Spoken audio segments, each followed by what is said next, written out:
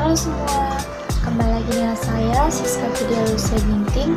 Di video kali ini kita akan membahas tentang startup, customer development, dan product development.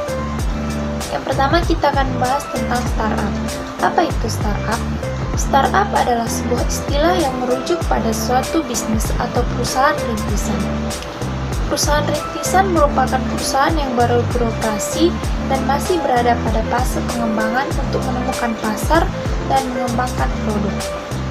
Suatu perusahaan bisa dikatakan sebagai startup apabila memiliki 3 faktor.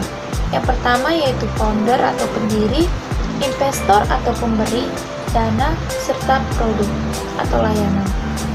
Sejumlah startup di Indonesia sudah ada yang melampaui unicorn seperti Traveloka, Gojek, Bukalapak, Shopee, Tokopedia, dan lain-lain. Kemudian yang kedua yaitu product development. Menurut product plan, product development adalah segala tahap yang bertujuan untuk mengembangkan produk dari suatu konsep atau ide melalui market research dan sebagainya. Kemudian menurut Tech Target, product development adalah serangkaian langkah yang mencakup pembuatan konsep, desain, pengembangan, dan pemasaran produk yang baru dibuat atau baru melakukan rebranding. Ada beberapa tanda yang bisa menunjukkan kapan sebuah perusahaan harus meluncurkan produk baru. Yang pertama yaitu pertumbuhannya melambat. Kita perlu menemukan apa membuat bisnis kita mengalami perlambatan. Yang kedua, peminatan berkurang. Kemudian pelanggan berharap perubahan yang besar. Yang ketiga, di sini kita akan bahas tentang customer development. Apa itu customer development?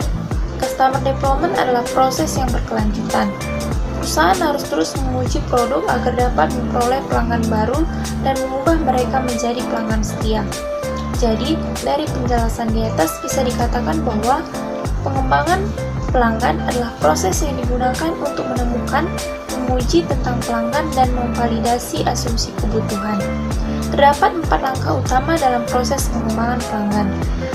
Keempat langkah itu adalah yang pertama yaitu penemuan pelanggan, kemudian validasi pelanggan, kemudian kreasi pelanggan, kemudian transisi perusahaan.